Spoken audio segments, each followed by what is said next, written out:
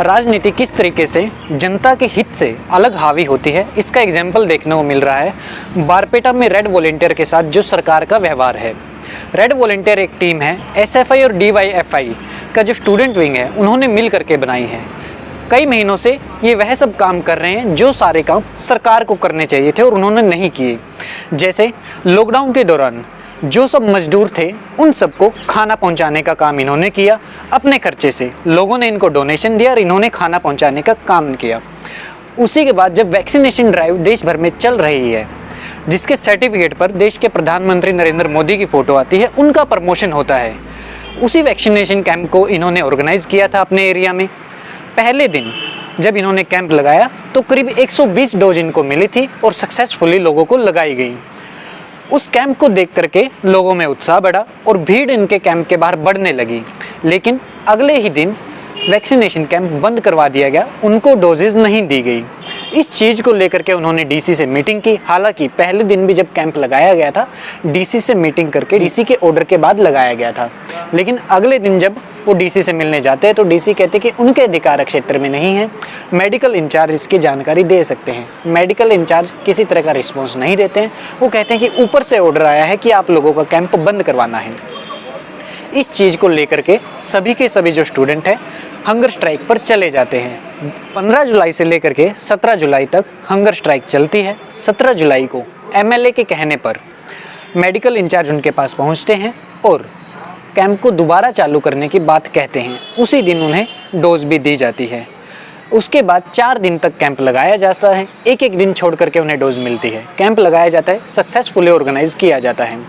फिर से बिना किसी इन्फॉर्मेशन के 300 डोज उनके नाम से रजिस्टर होने के बावजूद, उनके कैंप के नाम से रजिस्टर होने के बावजूद उनके पास डोज नहीं पहुंचती है। मेडिकल की स्टाफ की जो टीम हर कैंप में आती थी वो उनके पास नहीं पहुंचती है। इस चीज़ को लेकर के जब वो मेडिकल इंचार्ज के पास जाते हैं तो उनकी तरफ से किसी तरह का जवाब नहीं दिया जाता है। डीसी के पास जब जाते हैं तो डीसी कहते हैं कि उन्हें इसकी कोई इन्फॉर्मेशन नहीं है और किसी तरह की जवाबदेही अपने ऊपर नहीं लेते। वो कहते हैं कि डिपार्टमेंट बिल्कुल अलग है।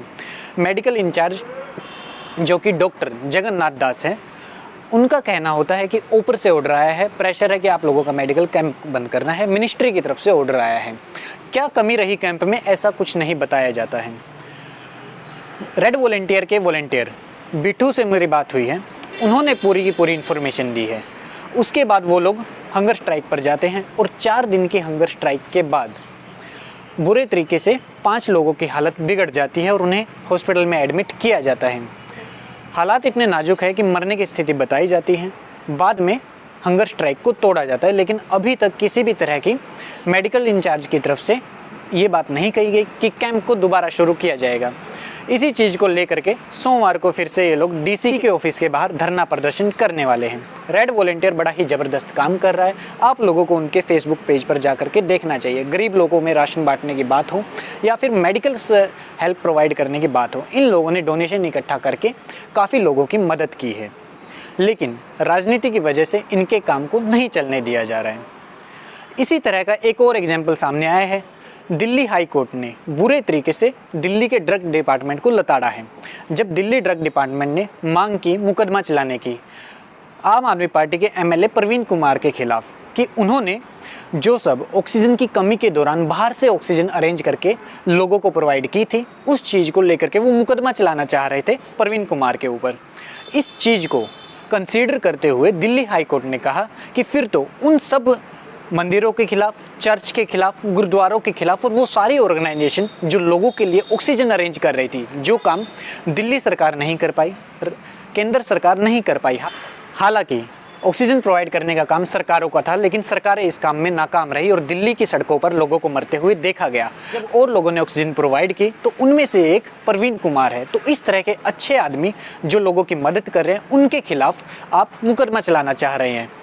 इसी चीज़ की सुनवाई आगे 5 अगस्त को होनी है और दिल्ली हाई कोर्ट ने पूछा है कि अगर इन पर मुकदमा चलाया जाता है तो क्या ड्रग डिपार्टमेंट उन सारे लोगों पर भी मुकदमा चलाएगा।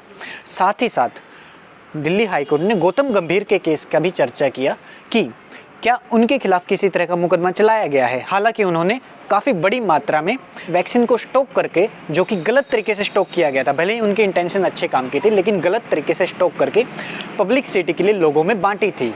क्या उनके खिलाफ मुकदमा चलाया गया है? किसी एक पर्टिकुलर पार्टी के लोगों को टारगेट किया जा रहा है, नेता को टारगेट किया जा रहा है, ऐसा दिल्ली हाई कोर्ट ने कहा है। देखना ये होगा कि 5 अगस्त को इस पूरे मामले में क्या फैसला सामने आता है।